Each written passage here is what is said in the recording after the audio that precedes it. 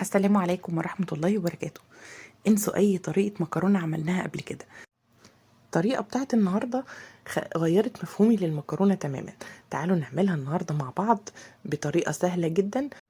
ولو لسه بنوتة كده صغيرة واول مرة تدخلي المطبخ، هقولك ازاي تطلعيها وتطلع معاكي مظبوطة جدا. كمان تبهري اي حد ياكل منها، وهيسألك كمان انتي شارياها منين، مش عاملاها في البيت كمان. تعالوا نشوف هنعملها ازاي. بس في البداية نصلي على سيدنا محمد عليه الصلاة والسلام. ولو لسه مشتركتيش في القناة مستنية ايه؟ ويلا ننزل بقى تحت الفيديو ونعمل اعجاب. ويلا بينا نبدأ الفيديو. اول حاجة انا جبت بقى الصدور الفراخ بتاعتي. على فكرة دي كمية ترجع لك يعني بنجيب صدر، على الاقل صدر فرخة كده على نص كيلو من المكرونة. مقطعاها بقى شرايح صغيره كده زي الشاورما، ما نقطعش يعني ما تبقاش صغيره قوي علشان ما تنشفش معانا. وبعدين هنتبلها التوابل بتاعتها. عندي معلقه صغيره من الفلفل الاسود، نص معلقه صغيره من البابريكا، معلقه صغيره من الثوم البودر، وبعد كده نص معلقه من الكركم، وده اختياري. وهنعصر نص ليمونه. الكركم اختياري لانه الكركم بيخلي المكرونه فيها صفرة شويه. لو انتوا مش حابين اللون ده ما بلاش تحطوا كركم، بس بيدي طعم حلو. وبرده لون المكرونه بيبقى حلو مش وحش، تغيير يعني. وبعد كده عندي طبق كده من الخضار. عندي بصلايه كبيره، وبعدين نص قرن من الفلفل الالوان كده، كل حاجه نص كده، وفلفل الوان وفلفل اخضر. وبعد كده في طاسه بقى على النار هنحط بقى معلقه من السمنه ومكعب من الزبده، ونسخنه كويس جدا. اهم حاجه الطاسه بتاعتي تكون سخنه قوي. ونسيح بقى السمنه مع الزبده كويس قوي، علشان لما ننزل بالفراخ بتاعتي ما تنشفش معايا، وطبعا تستوي بسرعه وما تنزلش السوائل بتاعتها. هنقلب بقى السمنه مع الزبده. ونيجي بقى للصدور بتاعتي. طبعا هي انا سبتها بس تتبل شويه كده، وبعد كده هنزل بيها بقى في الطاسه بتاعتي. شوفوا بالشكل ده، ننزل بالتدريج، ناخد بالنا من التفاصيل الصغيره دي عشان تطلعوا صينيه مكرونه ما حصلتش. ننزل بقى بالتدريج كده بالشكل ده. وطبعا اهم حاجه النار تكون سخنه معايا قوي، علشان زي ما قلت لكم ما تنزلش الصدور بتاعتي السوائل بتاعتها. وبعدين ما نقلبش فيها خالص. اول ما هننزل بيها مش هنقلبها خالص، ونسيبها بقى لحد ما تاخد لون من تحت، وبعد كده نقلبها. اهو شايفين وزعتها بقى على الصينيه. اهم حاجه تبقى الصينيه برضو واسعه، ما تبقاش حاجه مكتومه، يعني ما تبقاش حاجه صغيره، تبقى واسعه عشان تاخد راحتها. وبعدين نديها تقليبه بقى. اول ما هنبدا نقلبها بقى للجنب التاني، خلاص كده هنسيبها بقى تستوي. وبعدين بعد ما اتقلبت على الجنب التاني، هنركن بقى الفراخ بتاعتي على جنب كده شويه، ونفضي مكان للبصل.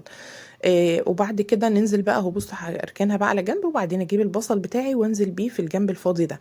لان البصل برضو لما بيتحمر لوحده بيدي ريحه حلوه. يعني بدل ما نخرج الفراخ بتاعتي وبعدين نرجع نشوح البصل، لا، يعني اول ما بقلبها على الجنب التاني بسيبها بقى تتحمر في الجنب التاني. وبعد كده البصل بيتحمر بقى لوحده. كده يعني الخطوه دي مهمه برضو، لانها بتخلي البصل بتديله كرمله حلو وبتديله طعم حلو.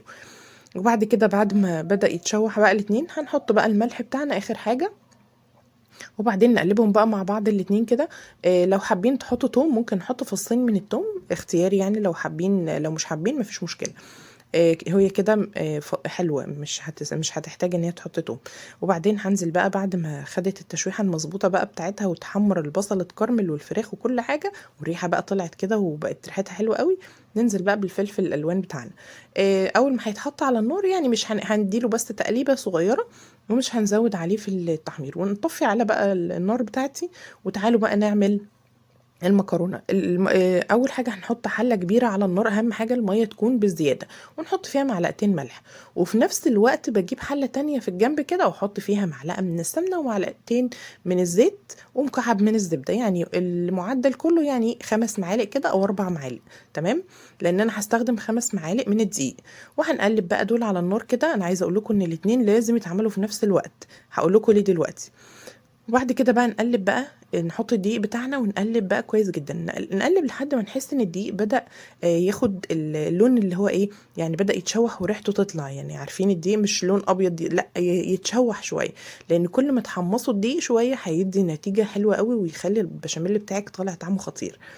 هنفضل نقلب فيه بقى لحد ما ياخد اللون زي ما قلت لكم، اللي هو يعني بيبدأ يغمق سنه صغيره قوي. تمام كده بقى. عندي بقى المضرب في ايدي والحليب جنبي.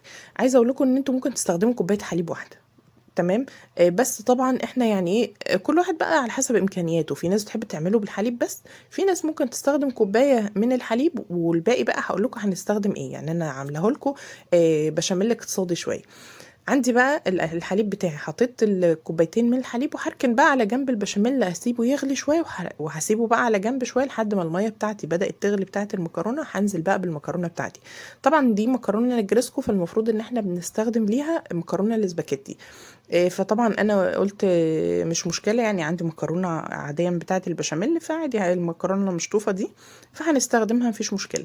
حطيت كيس، وبعدين زي ما قلت لكم انا طبعا الحله بتاعه الميه بتاعه المكرونه لازم تكون كبيره، وازود الميه شويه. وبعد كده هناخد بقى من ميه سلق المكرونه، وننزل بقى على البشاميل بتاعنا. شايفين بالشكل ده، والمكرونه بتتسلق بقى اول ما بدات تطلع النشا بتاعها، انا هاخد بقى من الميه دي وانزل بيها على البشاميل. طبعا البشاميل في المرحله دي لسه تقيل، ابدا بقى اخفف البشاميل بتاعي بالميه دي، ونبدا نزود بالتدريج. اهم حاجه نكون بقى مشغلين النار، ونزود بالتدريج، ونصبر شويه لحد ما نشوف البشاميل اول ما يبدا يغلي وصل للقوام اللي انا عايزاه. انا عايزاه يوصل للقوام ده. شايفين القوام اللي هو ولا تقيل ولا هو خفيف، يعني اللي هو القوام المظبوط، علشان انا عايزه المكرونه برضو بتاعتي تستوي شويه معايا. بصوا شايفين اهو بدأ يغلي معايا. اهم حاجه نصبر لحد ما يغلي، وبعد كده يوصل بقى للقوام ده. كده بقى جاهز عندي. بعد ما بدأ يفور بقى ويغلي ووصل للقوام التقيل ده، نطفي بقى النار، وبعدين هنحط بقى شوية من الفلفل الأسود، رشة صغيرة من الفلفل الأسود، وناخد بالنا بقى من الملح، لأن طبعا المية بتاعت سلق المكرونة كان فيها ملح، فناخد بالنا. أنا حطيت بس معلقة صغيرة من الملح، لأن طبعا مية سلق المكرونة بتبقى حادقة شوية. خلاص. نقلب بقى كده كويس، وبعد كده نحط مكعب من المرقة، وده اختياري برضو، بس بيدي طعم حلو جدا للمكرونة والبشاميل بتاعك.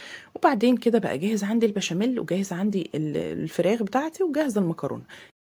نبدأ بقى نجمع كل ده. ناخد بالنا بقى من التجميع ده، لان برضو في تركاية كده لازم ناخد بالنا منها.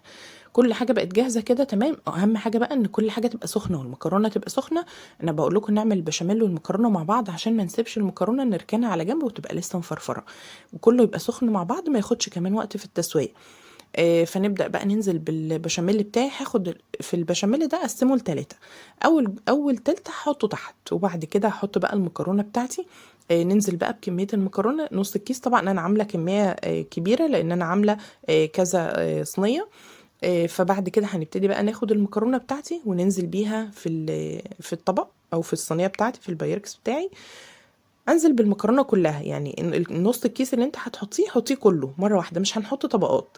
وبعد كده هننزل بقى بالصدور بتاعت اللي محمراها دي ومشوحاها، اللي طعمها وريحتها خطيره. نقلب بقى كويس كل الكلام ده مع بعض. انا مش بحب اعمل طبقات، لان الطبقات يعني ايه، بيبقى في اجزاء ما بتحسيش بطعم المكرونه فيها، تمام. الفراخ فيها، فيعني ايه، بيبقى كلها كده اما تيجي تاخدي معلقه كده او شوكه، بيبقى كلها واخده من المكرونه وواخده من الفراخ، تمام. بنقلبها بقى، وحطيت معاهم التلت التاني بتاع البشاميل. احط فوق كده التلت التاني بتاع البشاميل عشان تطلع معاكي المكرونه كلها كده فيها بشاميل. ونقلب بقى كويس جدا. وبعد ما قلبت بقى كويس، انا بس نسيت اصور لكم الحته دي، انا حطيت زيتون شرايح، والزيتون الشرايح ده مهم جدا في الوصفه دي، بيديها طعم حلو قوي وبيقلبها كده قلبه تانية. فما يا ريت يعني ما تستغنوش عنه. حطيت بقى الزيتون الشرايح بتاعي، وبعد كده ابتدي اسوي بقى الصينيه بتاعتي بالشكل ده. نضغط بس ضغطه كده كويسه، وبعدين نسوي بقى الصينيه، وبعدين ننزل بقى بالتلت التاني بتاع البشاميل على الوش. اهو شايفين بقى الجمال ده.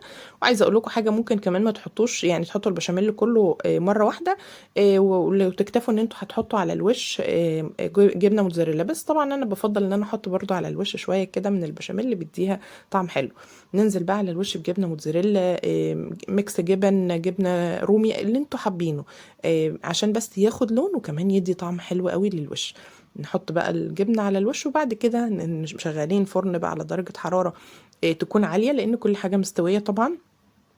وبعد كده نحطه على الرف اللي في النص، يعني نص ساعة كده ولا حاجة لحد ما يبدأ ياخد لون من تحت، وممكن مش شرط ياخد لون، يبدأ بس تبدأ تغلي معاكي كده المكرونة.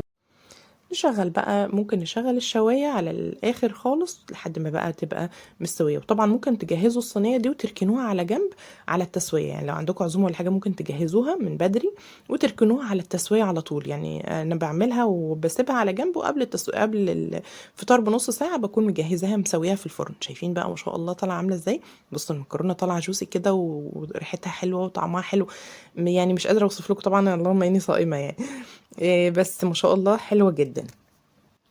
لو بقى حابين ان تخلوا المكرونه تطلع معاكم قطع، ما تبقاش طريه كده، ممكن بقى ان انتوا بتسيبوها شويه، بتسيبوها تبرد، يعني بتعملوها وتسيبوها تبرد. لما بتسيبوها تبرد بتطلع معاكم قطع بسهوله جدا.